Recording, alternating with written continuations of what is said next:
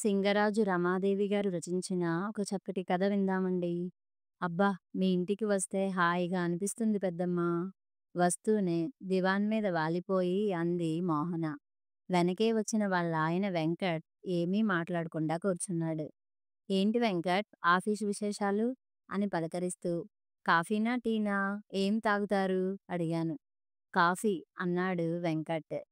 నాకు టీ టక్కున అంది మోహన.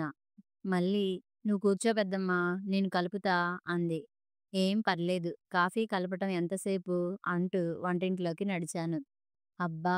నీ వంటింటి గట్టు ఎప్పుడూ ఇంత శుభ్రంగా ఎలా ఉంటుంది?" అంది. ప్రతిగా చిరునవ్వు నవ్వుతూ ఒక బర్నర్ మీద టీ కోసం పాలు, నీళ్లు పెట్టి ఇంకొక దాని మీద చిన్న గిన్నెలో వేడి పాలలో డికాక్షన్, పంచదార వేసి వేడి కావటానికి పెట్టాను. "ఈ గ్యాస్ పొయ్యి నా చిన్నప్పుడు ఉన్నదే కదా" అంది మోహన. అప్పటిదే అంటూ "ఆ గూట్లో కప్పులు ఉన్నాయి తీయమ్మా" చెప్పాను. అద్దాల సెల్ఫ్‌లో ట్రేలో పెట్టి ఉన్న కప్పులు తీస్తూ "సెల్ఫ్ కూడా ఎంత నీటుగా సర్దావో" అంది. "ఏమిటే ఇవాళ మా ఇంటికి కొత్తగా వచ్చినట్టు మాట్లాడుతున్నావ్? ఎప్పటిలాగే ఉందిగా" అన్నాను. "ఏమో పెద్దమ్మా, ఇదివరకు అంత పట్టించుకోలేదనుకుంటా" అంది. "సర్లే 2 చిన్న ప్లేట్స్ తియ్యి" అని డబ్బాలో ఉన్న కారపూస తీసి వాటిలో పెట్టి "ఇది టేబుల్ మీద పెట్టు, నేను కాఫీ తీసుకొని వస్తాను" అన్నాను.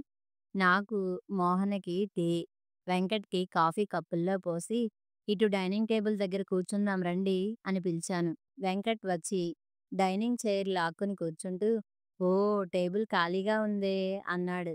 మోహన అతని వంక ఒక్క చూపు చూసింది. అదే మా టేబులయితే ఏవేవో గిన్నెలు, సీసాలు, డబ్బాలతో నిండిపోయి ఉంటుంది. అది ఖాళీ చెయ్యలేక మేమక్కడ కూర్చోవటమే మానేశాం అన్నాడు. కాఫీ తాగుతూ హాల్ వైపు చూసి అలాంటి కేన్ సెట్ చిన్నప్పుడు మా ఇంట్లో ఉండేది అన్నాడు. మా హాల్లో వేసి ఉన్న కేన్ సోఫా సెట్‌ని చూస్తూ. అదా! ఒక 30 ఏళ్ళు అయి ఉంటుంది కొని. బాగానే ఉంది కదా అని మార్చలేదు. మధ్య మధ్యలో పాలిష్ చేస్తూ ఉంటాం అంతే అంటూ మా ఇంట్లో అన్నీ పురాతనమైనవే ఉంటాయి నవ్వుతూ అన్నాను. బహుశా టాపిక్ మార్చటానికనుకుంటా. కారపూస బాగుంది పెద్దమ్మా అంది మోహన. కాఫీ కూడా బాగుందత్తయ్య. ఫిల్టర్ కాఫీ కదా! మా ఇంట్లో ఇలా ఉండదు అన్నాడు వెంకట్.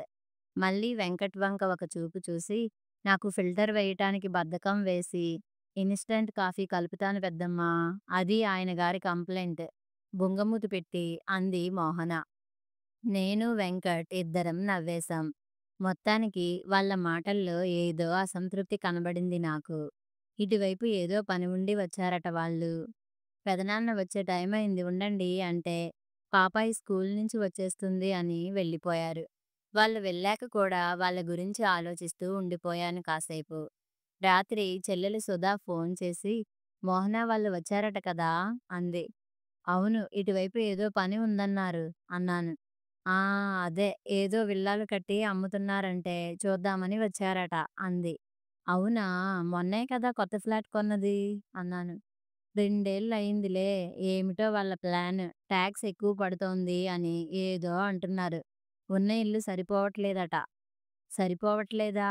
2 బెడ్‌రూమే కదా! పెద్దదే కదా!" అని ఇంకేమనాలో తెలియక ఆగిపోయాను.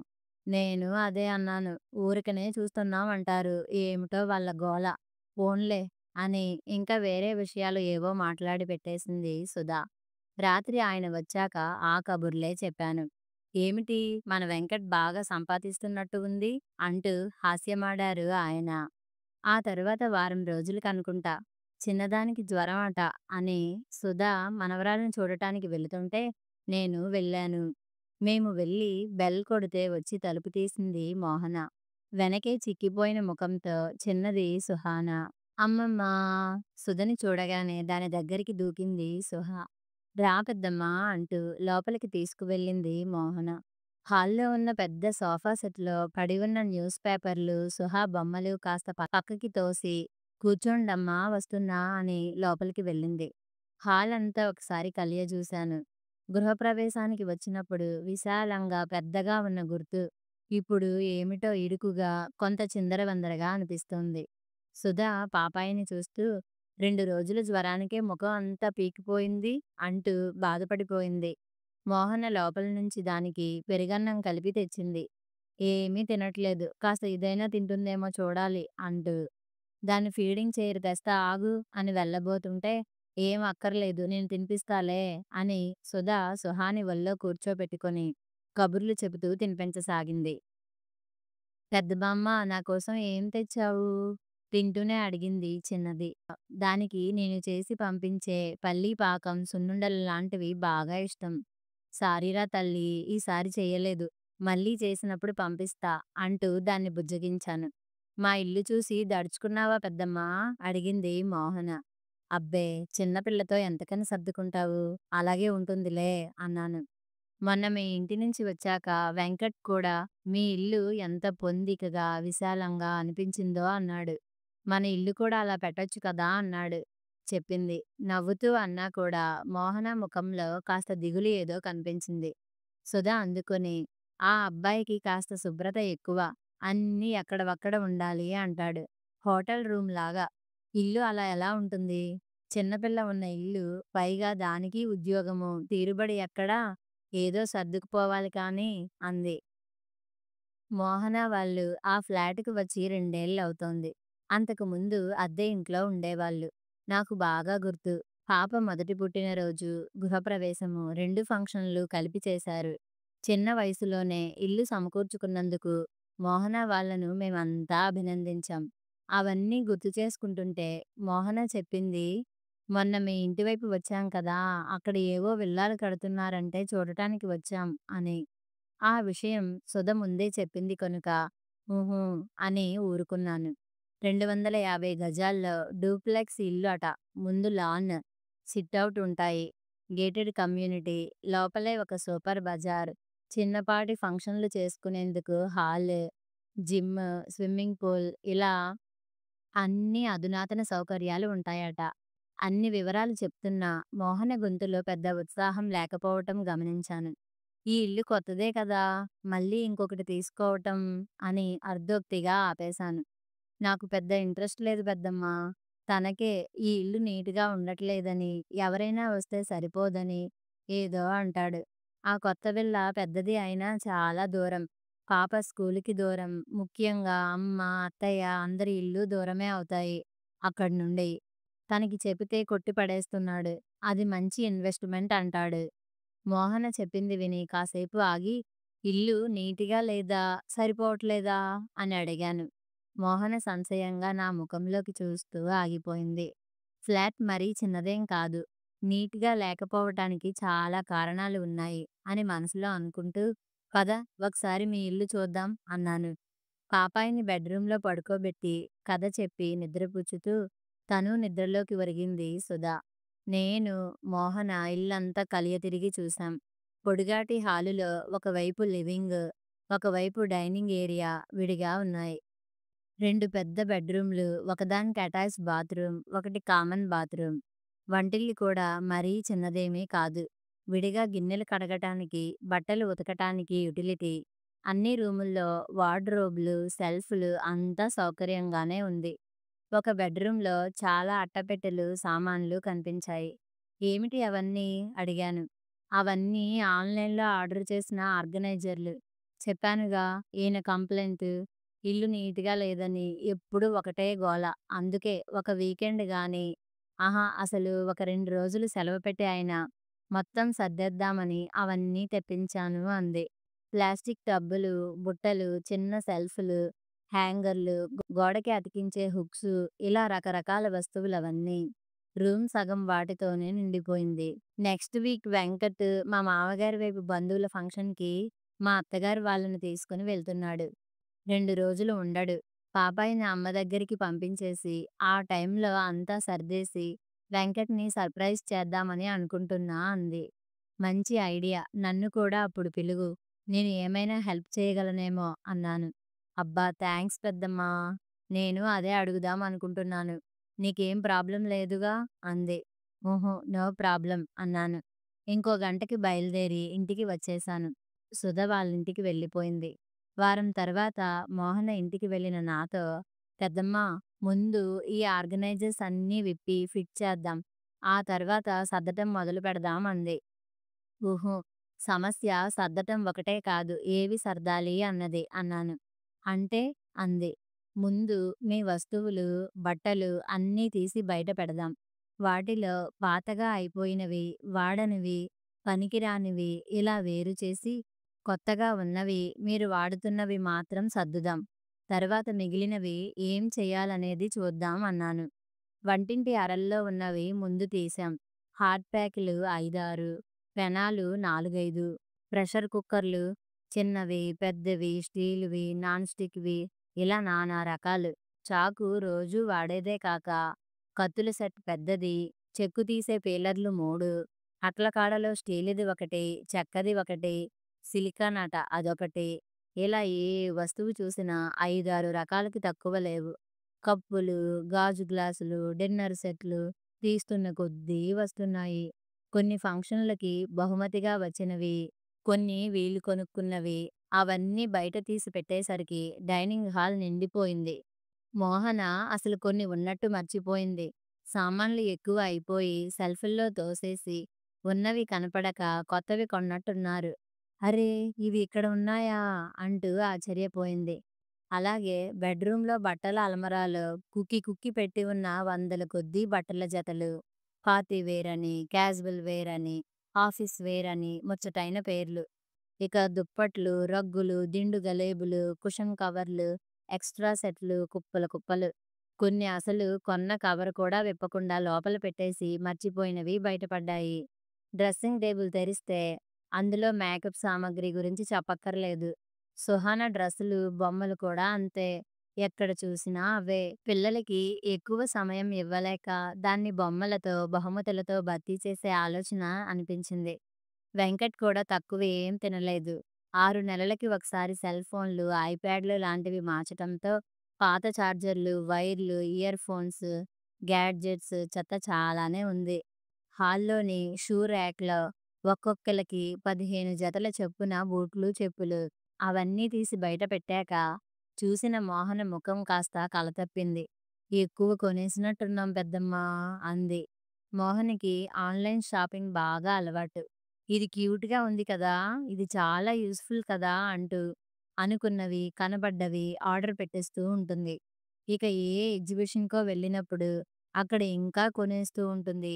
ఆ సామాన్లు పెట్టడానికి ఎక్కువ షెల్ఫులు చేయించటం, ఆ షెల్ఫుల్లో ఎక్కువ సామాన్లు ఎలా అమర్చాలి అని ఇలాంటి వీడియోలు చూస్తూ, వాళ్ళు డిస్క్రిప్షన్ బాక్స్‌లో లింక్ ఉంది క్లిక్ చేయండి, కొనండి అనగానే ఆ లింక్ పైన నొక్కేసి మళ్ళీ ఇలాంటి ఎక్స్‌ట్రా ఆర్గనైజర్లు, సామాన్లు కొంటూ ఉండటం.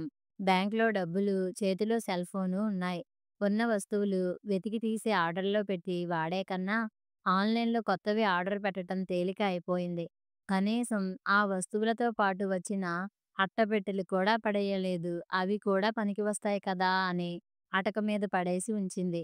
అవన్నీ తీసేసరికి సగం రోజు అయిపోయి నీరసం వచ్చేసింది. పద మంచి టీ తాగి అప్పుడు మళ్ళీ మొదలు పెడదాం అన్నాను. పెద్దమ్మా, గ్రీన్ టీనా, మసాలా టీనా, ఫ్రూట్ ఫ్లేవరా? టీ బ్యాగ్స్ తీస్తూ అడిగింది. నా ముఖం చూసి భయంగా, మామూలు టీ పెడతాను అని వెళ్ళింది. అంతకు ముందు మేము వచ్చిన రోజు మోహన సెల్‌లో ప్లే అవుతున్న వీడియో ఒకటి నా కంట పడింది. హోమ్ డెకరేషన్ వీడియో అది. అలాంటి వీడియోల సంగతి తెలుసు నాకు. రకరకాల కొత్త వస్తువులు చూపించి, వాటితో మన జీవితం మారిపోతుందన్న భ్రమ కలిగిస్తారు. అవి కొనటానికి వీడియో కిందే లింకులు ఇచ్చి కొనమంటారు. మార్కెట్‌లోకి వారం వారం కొత్త ప్రొడక్ట్స్ వస్తూనే ఉంటాయి. కొన్ని ఉపయోగకరమే అయినా ఆ లింకులు అన్నీ క్లిక్ చేసి అవన్నీ కొంటూ పోతే మనకి ఉపయోగం సంగతేమో కానీ ఇల్లంతా గోడౌన్‌లా మారిపోతుంది. మోహన ఇంట్లో జరిగింది అదే. ఆ విషయం మోహనకి సమయము, సందర్భము చూసుకొని చెప్పే రీతిలో చెప్పాలి అని ఆ రోజే అనుకున్నాను. ఆ సందర్భం ఇప్పుడు కలిసొచ్చింది. ఇల్లంతా నిండిపోయిన ఆ సామాన్ల మధ్య కూర్చొని టీ తాగుతూ యుద్ధభూమిలో అర్జునుడికి గీతోపదేశం చేసిన కృష్ణుడిలాగా మోహన్‌కి అరగంట క్లాస్ పీకాను. అప్పటికే మోహన్‌కి కూడా సమస్యకి మూలం కాస్త అర్థమైంది. కాబట్టి శ్రద్ధగా నేను చెప్పేదంతా వింది. గీత విన్న అర్జునుడికి వ్యామోహం పోయి కర్తవ్యం బోధపడ్డట్టు మోహనకి వస్తు వ్యామోహం కాస్తైనా తగ్గి కర్తవ్యం తెలిసి ఉంటుంది అనిపించింది. టీ తాగి ఉన్న వస్తువులన్నీ 3 కుప్పలుగా విభజించాం. రోజూ వాడుకునేవి ఒకటి, అప్పుడప్పుడు వాడేవి రెండోది. అసలు వాడనివి ఎక్స్‌ట్రా ఉన్నవి మూడో కుప్ప. మూడో కుప్పలోనే ఎక్కువ వస్తువులు చేరాయి. అవన్నీ అవసరమున్న వాళ్ళకి ఇచ్చేద్దామంటే, ముందు కొంచెం దీనంగా ముఖం పెట్టినా, ఇక తప్పదు అనుకుని పక్కన పెట్టేసింది. మొదటి 2 కుప్పల్లో వస్తువులు అరల్లో సర్దేశాం. సామాన్లు తగ్గిపోయాయి కాబట్టి నీటుగా సరిపోయాయి. మోహన ఆర్డర్ చేసిన ఆర్గనైజర్ల అవసరం పెద్దగా పడలేదు. కాస్త విరామం ఇచ్చి భోజనాలు చేశాం. తిన్నాక హాలు వంక చూశాను. హాలు సైజును దృష్టిలో పెట్టుకోకుండా నచ్చిందని చాలా పెద్ద లెదర్ సోఫా సెట్, ఇంకా పెద్ద టీపాయ్ కొనేసి వేశారు. పైగా అది షోరూంలో లాగా హాలు మధ్యలో వేశారు. ఇప్పుడు మనం చేయాల్సిందేమిటో తెలుసా? అంటూ హాల్లో మధ్యలో సోఫా సెట్‌ని మోహన సాయంతో గోడకి జరిపేసి, వాటి మధ్యలో ఉన్న పెద్ద కార్పెట్, దానిపై సగం మంచం అంత సైజులో ఉన్న టీపాయ్‌ని తీసేసి, బాల్కనీలో ఉన్న ఖాళీ ప్లేస్‌కి తరలించాం. దానితో హాలు విశాలంగా అయినట్టు అనిపించింది. టీపాయ్ చిన్నది కావాలంటే వేసుకోవచ్చు అన్నాను. ఇక డైనింగ్ టేబుల్ కూడా మధ్యలో ఉన్న దాన్ని గోడకి జరిపేసి, ఎవరైనా గెస్ట్ వచ్చినప్పుడు మధ్యలోకి జరపొచ్చులే అని చెప్పాను. సోఫా, డైనింగ్ టేబుల్ అలా గోడ దగ్గరికి జరిపేయటంతో హాలు మధ్యలో చాలా ఖాళీ ఏర్పడి, అక్కడ వేసిన మార్బుల్ ఫ్లోర్ డిజైన్ బయటపడి అందంగా కనబడింది. మా హాలు ఇంత పెద్దదా? ఆశ్చర్యపోయింది మోహన. ఇక డైనింగ్ టేబుల్ దగ్గర క్యాబినెట్‌లో అదనంగా ఉన్న కప్పు సెట్లు, హాట్ ప్యాక్‌లు అన్నీ ఖాళీ కావటంతో, డైనింగ్ టేబుల్ పైన ఉన్న పచ్చడి సీసాలు, సాస్ బాటిల్స్, స్నాక్స్ ఉన్న బాక్సులు ఆ క్యాబినెట్‌లో సరిగ్గా సరిపోయాయి. ఖాళీ అయిన టేబుల్ శుభ్రంగా తుడిచి, చక్కటి క్లాత్ వేసి, ఒక బుల్లి ఫ్లవర్ వేజ్ పెట్టేసరికి ముచ్చటగా తయారైంది. ఆ మర్నాడు కూడా మిగతా రూములు అదే సూత్రం అనుసరిస్తూ సర్దేశాం. పనిలో పనిగా మోహన్‌కి ఇంకో సూత్రం చెప్పాను. ఇల్లు నీట్‌గా ఉండాలంటే తక్కువ వస్తువులు ఉండాలి. లెస్ లగేజ్ మోర్ కంఫర్ట్ అన్న సామెత తెలుసుగా? పైగా నీట్‌గా ఉంచాలని నువ్వు ఒక్కదానివే హైరానా పడితే సరిపోదు. ఇంట్లో ఉన్న అందరూ ఆ స్పృహతో ఎక్కడివక్కడ పెడుతూ శుభ్రత పాటిస్తేనే అది సాధ్యం. లేకపోతే నువ్వు చూసే వీడియోల్లో ఆడవాళ్ళలాగా నువ్వు 24 గంటలు డస్టింగ్ క్లాత్ పట్టుకుని ఇల్లంతా తిరుగుతూ ఉండాలి అన్నాను. నిజమే పెద్దమ్మా. మీ ఇంట్లో పెదనాన్న, అన్నయ్య వాళ్ళు కూడా అన్నీ నీటుగా పెడతారు కదా! ముందు వెంకట్‌కి, పాపకి ఆ విషయం చెప్తాను అంది. ఆ సాయంత్రం మోహన మూడో కుప్పలోని వస్తువులలో కొన్ని తమ ఇంట్లో పనివాళ్ళకి ఇచ్చేసింది. మిగిలినవి దగ్గరలోని అనాథ శరణాలయంలో పంచటానికి మోహన, సుహ, సుధ, నేను అందరం వెళ్ళాం. అలా ఇవ్వటంలో కలిగే ఆనందం మోహన్‌కి కూడా అనుభవంలోకి వచ్చినట్టుంది. శరణాలయంలో వాళ్ళకి ఒక పూట భోజనానికి కూడా డబ్బులు కట్టి వచ్చింది. అక్కడి ఉన్న పిల్లల్ని చూసి, "మమ్మీ నా బొమ్మలు కూడా కొన్ని ఇస్తానమ్మా" సుహ ముద్దుగా చెప్తుంటే అందరం ముచ్చటపడి వచ్చే వారం తప్పకుండా మళ్ళీ వద్దాం అనుకున్నాం. తిరిగి వచ్చి వాళ్ళ ఇంట్లోకి అడుగు పెడుతుంటే, ఒక వారం ముందు ఉన్న ఇంటికి ఇప్పటికీ ఎంతో తేడా. ఇల్లంతా విశాలంగా, పొందికగా, ఆహ్లాదంగా ఉంది. అబ్బా! హాయిగా ఉందే! ఇంట్లోకి రాగానే అంది సుధ. విప్పిన చెప్పులు జాగ్రత్తగా షూ ర్యాక్‌లో పెట్టి, చేతులు, కాళ్ళు కడుక్కొని వచ్చిన మోహన, "పెద్దమ్మా టీ పెట్టనా?" "ఏంటి?" అని అడగనులే. ఇప్పుడు ఒకటే బ్రాండ్ అంది నవ్వుతూ. నేను కూడా నవ్వేశాను. 2 రోజుల తరువాత సుధా ఫోన్ చేసి అంది. "ఏం మంత్రం వేశావు అక్కయ్య? అల్లుడు మొత్తానికి కొత్త ఇంటి ప్లాన్ వదిలిపెట్టేశాడు. ఈ ఇల్లు బాగానే ఉంది అంటున్నాడట" చెప్తోంది సుధ నవ్వుతూ. "అవును మంత్రమే. అందరూ అనునిత్యం పాటించాల్సిన మంత్రం" అన్నాను సుధ నవ్వులో శృతి కలుపుతూ. కథ సమాప్తం.